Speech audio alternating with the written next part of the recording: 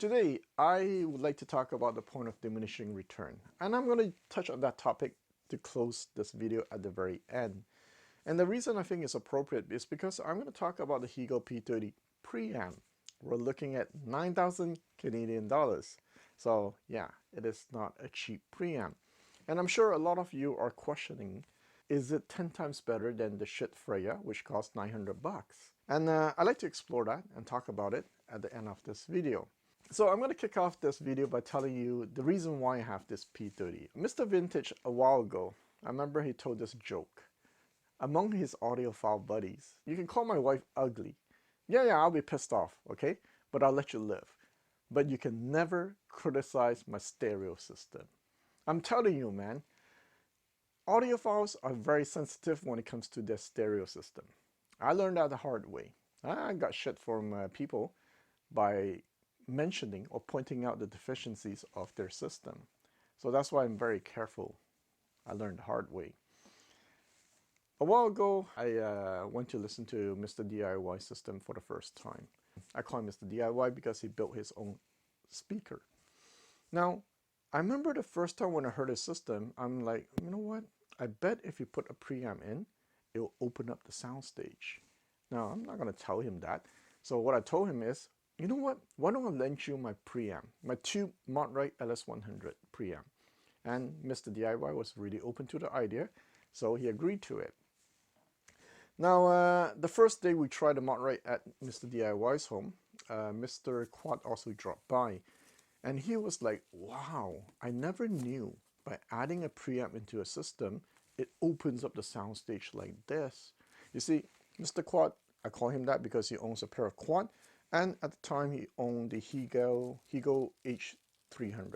So that's an integrated amp. So for him, it was an eye-opener. Mr. DIY spent about 2 weeks with my Modrite, and then he called me up and he said, Thomas, do you want to sell your Modrite LS100? I never knew that adding a preamp can do so much to a system. So over the years, Mr. DIY got a chance to try a few preamps, Audio Research, Doge, Modrite, custom built 2 preamps, and so forth. And finally, I got him to try the P30 because I happen to have a connection to the distributor of Hegel here in Canada. And after trying the P20 and P30, Mr. DIY said, you know what, Thomas, this is the best preamp I've ever tried at my place. Today, we are going to talk about the Hegel P30.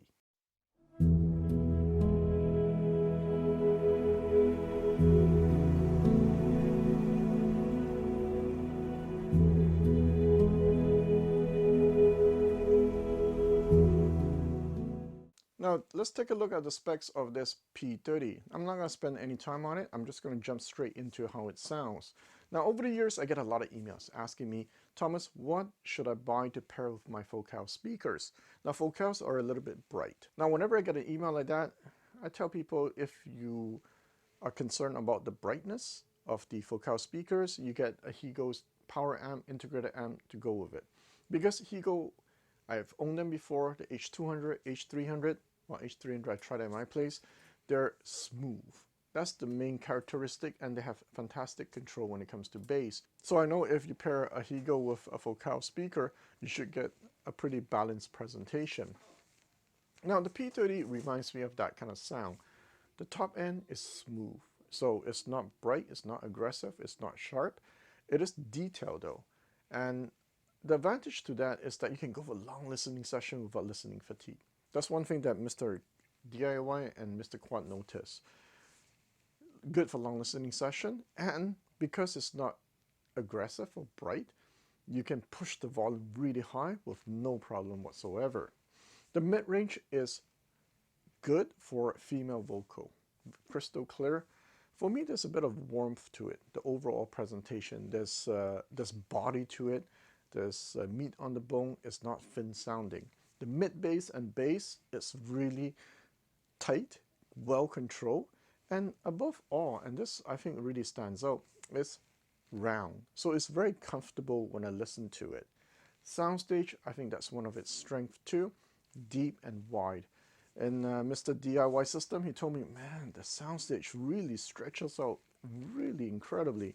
So I was really impressed. You know, one question I asked a long time ago is tubes. When it comes to tubes, they're very good at holographic soundstage. Well, not all of them, but you know, a lot of the tube gear that I try has that strength.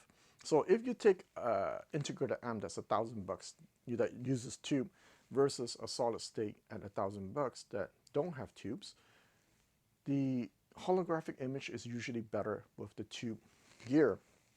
And of course, the solid state has its strength. And I always ask, at what point I don't need to use tubes anymore? At what point solid state performs so well that I don't need tubes anymore? I know for sure the P30 with the Lumin Power amp, I do not need tubes. Holographic, airy soundstage, yeah, you get it. And finally, yes, it is dynamic and instrument separation is just A-class level. So it's difficult to talk about high-end audio because, damn, it does everything good.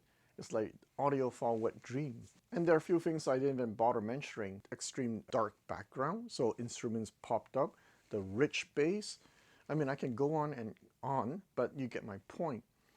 So let's jump to the negative first. Now, the fact that it is smooth sounding is actually a double-edged sword.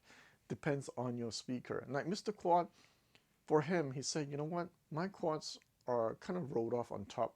So I wish it was a little bit sharper, a little bit more dynamic with the P30.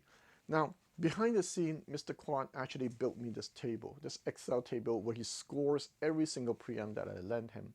The P30 scored the highest out of all the preamps I lent him.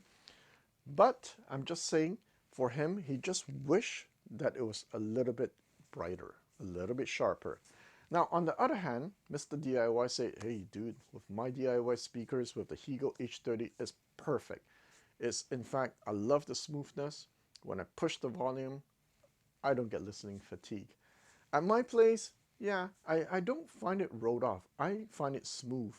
And with all the speakers I try, which maybe 2 or 3, yeah, it sounded great, and never once did I feel like, man, I wish there was a bit more sharpness. But I will say this though, it's probably a bit to the darker side, because I noticed when I tried it at my home, I can use silver cables to push up the sharpness a little bit, and there was no problem. Now the second thing is the design.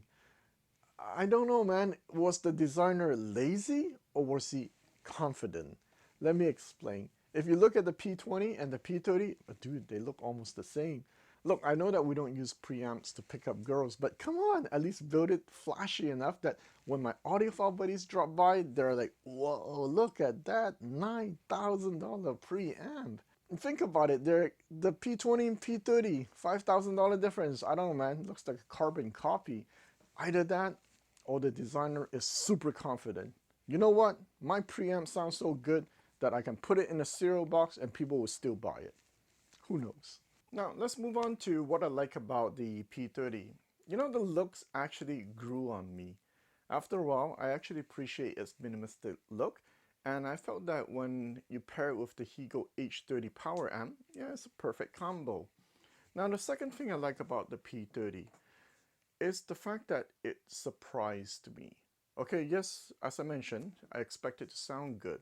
So yes, I like the sound. I like the fact that I can go for long listening sessions. It checks all the boxes in regarding soundstage, detail, bass control, and blah, blah, blah. But that's not why I really liked it. I liked it because it surprised me. Now, if you were like me and you've gone through 80, 100 systems at your place, you become numb after a while. I'll tell you what I like the most. Is budget entry-level gear. You know why? Because they have a good chance to impress me, to surprise me. Yes, they might not do everything as good as high-end audio, but whenever they do something really good, I'm like, whoa, look at that. At that price, it can do that. It gets me excited. So when I took the P30 out, what surprised me when combined with the Lumin amp is the fact that it raised the level of the Lumin amp. As I mentioned in the Lumin amp video, it's fantastic. One of the best I've come across. Lots of torque, great control, deep, clean, nuance especially. And I thought I heard it at its peak when I paired it with the Audio Research LS25, but no, with the P30, I was like, whoa. And as I mentioned, after you go through like 100 systems, it's difficult to whoa me. And out of all the systems I tried, with that combo, the Lumin Power amp, the Hegel P30, and the Concept 500, it was probably one of the top 5. And that's saying a lot for me. You see, I get emails frequently, and sometimes I get these questions. Thomas, you know what? I bought this speaker, but I can't get that soundstage that you're talking about. And then I look at their system, and that's where I realize, well, you know, it's important, electronics. If you want to get a fantastic soundstage, what you pair it with, the room you're in, is all part of the equation. Just don't think you can just buy a pair of speakers and get fantastic soundstage. Even electronics, there's different tiers, what you can get out of it. And for somebody like me who has experienced different tiers already, I can say, yeah, the P30 is one of the higher tier that I've come across. I say this also because when I compare the Hegel P20 and the P30, since I have both here, I notice, wow, there is a big jump. There's a significant jump. I understand the law of diminishing return, and I'll touch on it a bit later. But me, Mr. DIY, Mr. Quad, all agree, you know what, after you hear it, the P30, you can't go back to the P20. All right, so let's wrap it up at this point. The Hegel P30, is it 10 times the performance of a shit Freya? Right? 10 times the price, is it worth 10 times the performance? And let's talk about the point of diminishing return. Behind the scene, I have Mr. Quad help me build this Excel table where he put the detail of each evaluation. So he'll evaluate the highs, the mids, the low, the soundstage, and he gives it a number. Here I'll put on screen. Just looking at this data, you'll see that if you start doing the math, the Freya is 85% of the P30. So if I go with this, no, it is not 10 times better. But let me give you something to think about.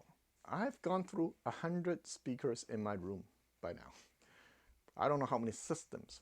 But however, there's only maybe 3-4 systems that I've built in this room that can create that solid center image to the point. It's so solid that I start staring at empty air. And I'm in awe.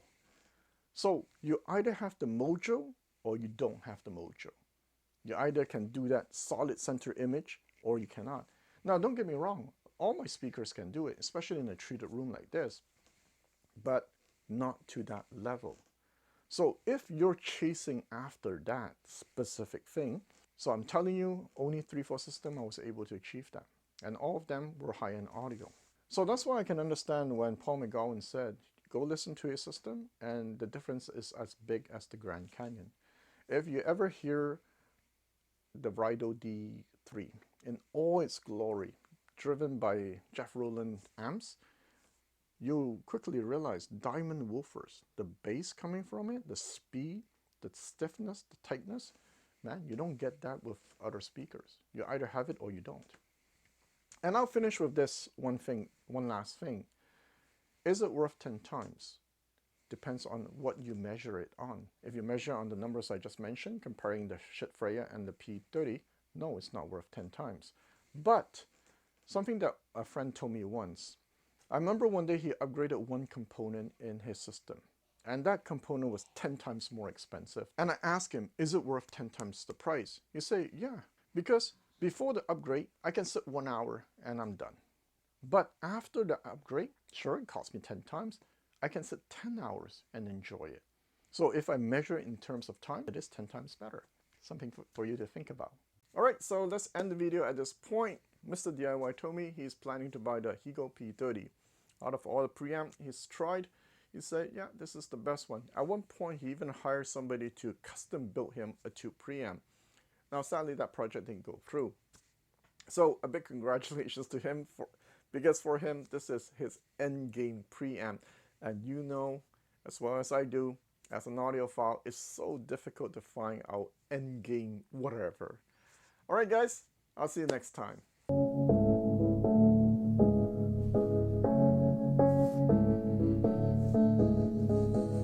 never